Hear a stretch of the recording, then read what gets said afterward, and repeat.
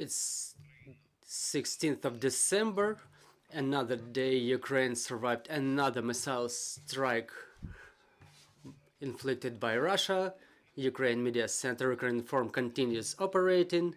And joining us online is Vsevolod Chentsov, the representative of the mission of Ukraine to the European Union. Good afternoon, Mr. Vsevolod. Good afternoon, Mr. Vsevolod. Thank you for joining us. Thank you for rescheduling this briefing. The question is as follows. Yesterday, Reuters mentioned that the European Union agreed on the package 9 of the sanctions against Russia. How true is that? What should we expect from it? What do you know about it? Yes, this is true. And this sanctions package was agreed in a quite a complicated way. Why? First of all, because this package includes a number of blocks, the sector sanctions and targeted individual sanctions. So I will start with the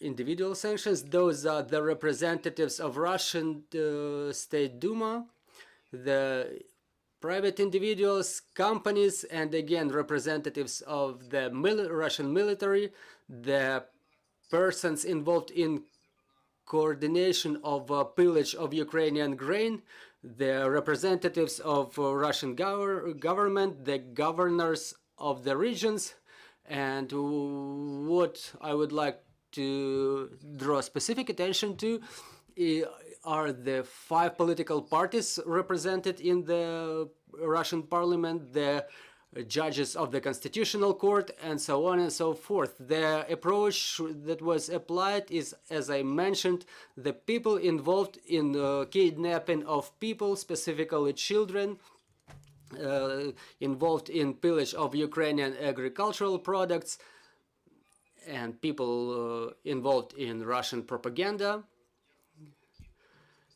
and as well as representatives and the TV channels, NTV1, REN TV, Russia 1, and Channel 1. That's about the individual sanctions, and such odious figures as Yuri Kovalchuk and the members of his family, they are on that list as well. I mean, some big public figures. As to the sector sanctions, the important components are the W's products and regular civil export products that may be used for military purposes. And in this case, our partners in the European Union, they heard our advice, something that we identified in the battlefields, the components that were supplied to Russian Federation before the 24th of February, either when they found their way around the sanctions. So any such transactions will be seized. Those chemical and biochemical products, electronics, specifically that type of electronics used in Iranian drones. It also includes the companies, in 169 companies in total, that are prohibited to sell anything to, because they are involved in military industry, Russian military industry. There is also a restriction of the export of goods which can be supplied in the aviation industry, the aviation engines, and as I mentioned, this regular products, the civil unmanned aerial vehicles, GPS, radio, navigation, manufacturing machinery, modern and notebooks, that the trade turnover amounted to 2 billion euro, with the trade between EU and Russian Federation. There are some banks which will be disconnected from SWIFT, the Bank of Regional Development, Far East Bank.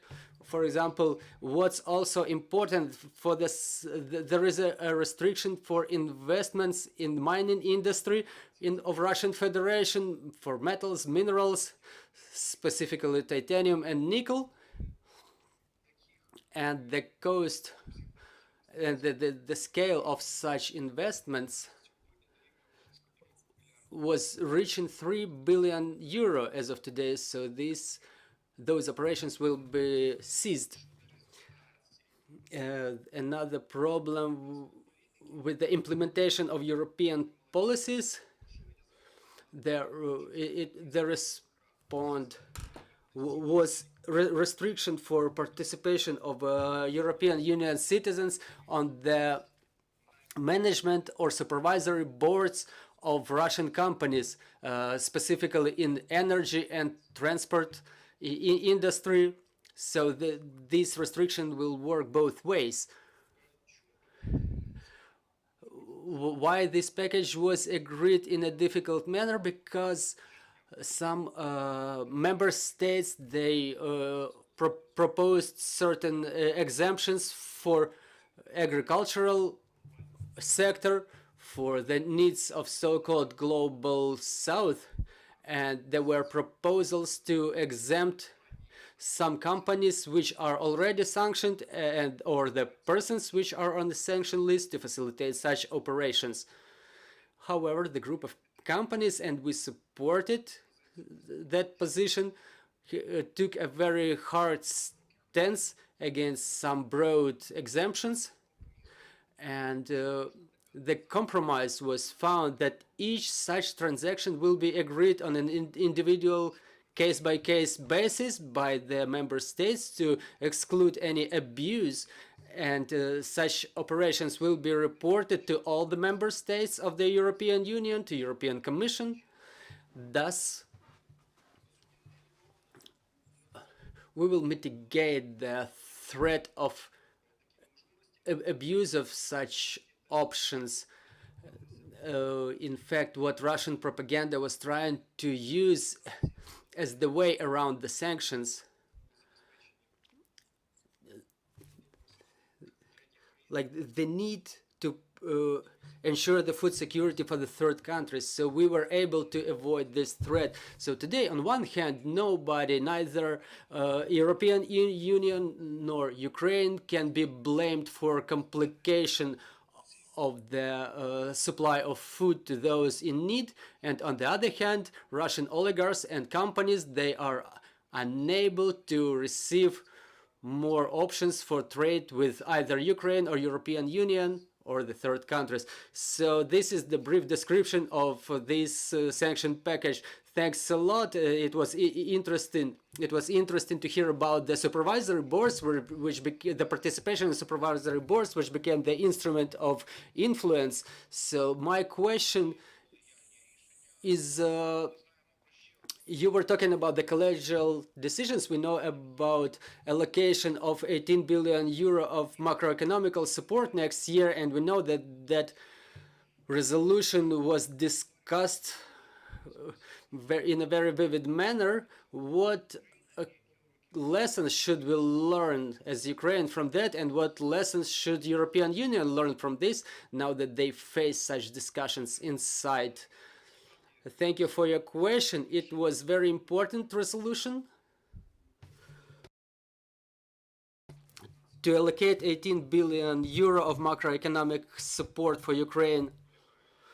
The lessons to be learned are, for us, we were able, together with our partners and European Commission, we were able to ensure ourselves, so to say, for, say, A option. Those are guarantees of that macroeconomic support at cost of European Union. They were unable to be approved. There was a threat from Hungary, so we agreed on option B, that the operations of the within this macroeconomic support framework were inspected by European Union based on special agreements. So we had two options, and this is the case when we were able to mitigate the risks, when Hungary also understood that blocking of option A would not end in anything, and that allowed us also, and also the European Commission and the member states, to agree on a constructive resolution on allocation of support to Hungary as well. So based on anti-corruption reforms, as you see here, we also mentioned the European Union member states. So we were able to reach this agreement on the financial support for both Ukraine and Hungary, and we agreed on the joint corporate tax. Please, questions in the studio. Nadia Yurchenko, Ukrinform. At the initial stage of discussion of this package, Dmytro Kuleba asked Josep Borrell to include sanctions against Russian missile program. Was it the subject to discussion in European Union, and was there a reaction from Mr. Josep Borrell? Even in view of today's missile strike, that's a very important question. Yes, sure, this question, the work on this issue is in progress. We work with the member states and the European foreign affairs agencies. I mentioned already the Iranian drones, which are part of the program, which are part of the attacks on the infrastructure of Ukraine, including with the help of Iranian weapons. Yes, in this package, there is already mentioning of it, and we work on other elements which will be approved within the next steps, within the next packages of sanctions of European Union. This package is not the last one, but the development and work on it requires certain time and effort. Thank you very much. Joining us was Vsevolod Chentsov, the representative of the mission of Ukraine to the European Union. We were talking about the sanction package 9, and we were talking about the support to Ukraine. And our next briefing is at 14 o'clock. We will be talking with Ms. Galina Lukova, the military governor of Kherson. We will be talking about the situation in the region. Thank you. See you shortly.